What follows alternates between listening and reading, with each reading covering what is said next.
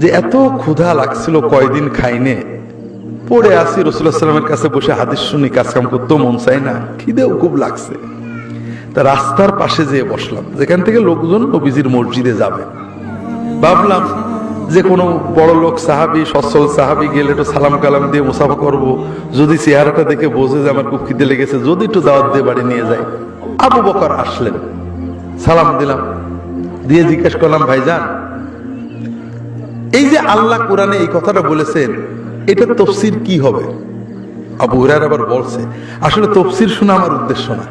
ভাবলাম যে একটু দু একটা কথা বললে যদি উনি বলেন চলেন বাসায় যাই, বাসায় যে যদি এক কাপ দুধ টুধু খাওয়াই, তাও তো একটু খিদেটা যায়। আবু বকর কথা বলে চলে গেলেন, আমার কি অবস্থা উনি খেয়াল করলেন না। এরপরে বসে আছি, ক্ষুধার জ্বালায় আর সহ্য হচ্ছে না। ওমর আসলেন, একই কথা বললাম যে এই আল্লাহর এই কথাটার কি ব্যাখ্যা হবে? উদ্দেশ্য ব্যাখ্যা না, উদ্দেশ্য যদি একটু ঘরে নিয়ে অন্তত একটু কিছু খাইতে দেয়। উনিও চলে গেলেন কথা বলে, আমার যে কি দুরবস্থা বুঝতে পারলেন না। এরপরে দেখি রাসূলুল্লাহ সাল্লাল্লাহু আলাইহি ওয়াসাল্লাম আসছেন। রাসূলুল্লাহ সাল্লাল্লাহু আলাইহি ওয়াসাল্লাম এসে সালাম দিয়ে আমাকে দেখে মুস্কি হাসলেন। উনি আমার চেহারা দেখে বুঝেছেন আমার কি অবস্থা। আবু হুরায়রা, চলো ঘরে যাই, দেখি কিছু আছে কিনা। উনি ঘরে গেলেন, আবু হুরায়রা বসলেন, ঘরে যেয়ে বিবিকে জিজ্ঞেস করছেন, আছে কিছু ঘরে খাওয়ার মতো? ইয়া রাসূলুল্লাহ, ওই অমুক আনসারী সাহাবী এক বাটি দুধ দিয়ে গেছেন আপনার জন্য হাদিয়া। আবু হুরায়রা শুনেছে, শুনে খুব খুশি যে কিছু হয়তো পেটে যাবে। রাসূলুল্লাহ সাল্লাল্লাহু আলাইহি ওয়াসাল্লাম বলছেন, আবু হুরায়রা শোনো, তোমার সব আসহাবে সুফফার সাথীকে ডাক দাও। আবু হুরায়রা বলছেন বুখারীর হাদিসে যে আমার মনটা একদম ভেঙে গেল।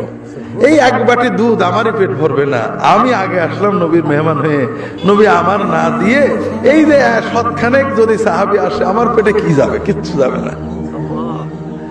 কি করব? যেহেতু রাসূলুল্লাহ সাল্লাল্লাহু আলাইহি ওয়াসাল্লাম হুকুম করে ফেলেছেন, আর নবীর হুকুম না শুনে তো উপায় নেই। এই জন্য আমি গেলাম, সবাইকে ডাকলাম, সবাই আসলেন। রাসূলুল্লাহ সাল্লাল্লাহু আলাইহি ওয়াসাল্লাম দুধের বাটিটা আমার হাতে দিলেন, দিয়ে বললেন যে একজন একজন করে খাওয়াও। আমার তো বুক ফেটে যাচ্ছে যে আমার বন্ধুবোধে কিছুই থাকবে না। তা আমি একজনকে দিলাম, খাইলো, ফেরত দিল। আরেকজনের দিলাম, খাইলো, আমার কাছে আবার বাটিটা ফিরিয়ে দিল, কিন্তু দুধ আর কমে না। এইভাবে করতে করতে সবাই দুধ খেয়ে ফেললো। রাসূলুল্লাহ সাল্লাল্লাহু আলাইহি ওয়াসাল্লাম শুধু মুস্কি মুস্কি হাসছেন আমার দিকে তাকিয়ে। শেষে সবাই খেয়ে চলে গেল। রাসূলুল্লাহ বললেন, আবু হুরায়রা, এখন তো বাকি থাকলাম তুমি আর আমি, তো তুমি খেয়ে নাও আগে, এরপর আমি খাবো। আবু হুরায়রা খাইলেন, খেয়ে যখন বাটি দিতে গেলেন, আর একটু খাও, খাইলেন, বাটি দিতে গেলেন, আর একটু খাও। কয়েকবার খাওয়ার পরে আবু হুরায়রা বলছে, আল্লাহর কসম ইয়া রাসূলুল্লাহ, আর জায়গা নেই। তো ভাইরা, রাসূলুল্লাহ সাল্লাল্লাহু আলাইহি ওয়াসাল্লাম